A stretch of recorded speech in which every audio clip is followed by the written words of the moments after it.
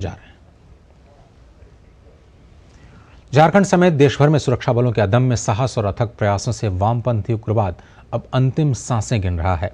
झारखंड के गढ़वा में उग्रवादियों के गढ़ रहे बूढ़ा पहाड़ में सीआरपीएफ की पाठशालाएं सज रही हैं, जो शिष्टाचार और संस्कार के साथ ही बच्चों में देश प्रेम की भावना जागृत कर रही है। झारखंड के गढ़वा जिला का बूढ़ा पहाड़, जो कभी उग्रवादियों की बंदूकों की आवाज और बमों के धमाकों से गूंजा करता था, वहां आज सीआरपीएफ जवानों की बदौलत पाठशाला सजने लगी है और यहाँ के बच्चों की आवाज में शिक्षा का ककहरा गूंजने लगा है।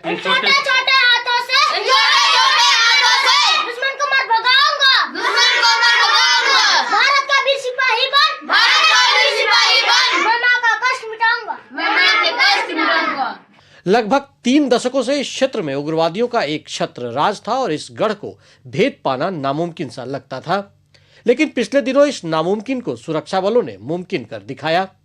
बूढ़ा पहाड़ पर नक्सलियों के साए में अपने बालपन के दिन गुजारे बच्चों ने बताया कि नक्सली स्थानीय लोगों के साथ साथ तरह तरह का अत्याचार किया करते थे, यहाँ तक कि घर का खाना भी उठाकर ले जाते थे।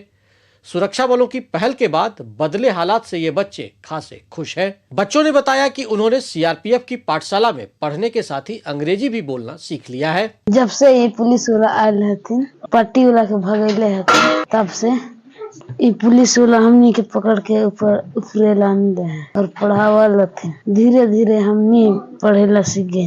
जब से सीआरपी वाला आए हैं, लोग के पढ़ा भी रहे हैं और हम मेरा माई बाबू जी के काम देता है और पैसों देते हैं। सीआरपीएफ 172 बटालियन के कमांडेंट नृपेंद्र कुमार सिंह ने बताया कि बूढ़ा पहाड़ को नक्सलियों से मुक्त कराने के बाद इस क्षेत्र के बच्चों को मुख्य धारा से जोड़ने तथा उनमें देश प्रेम की भावना जागृत करने के मकसद से यह पाठशाला संचालित की जा रही है।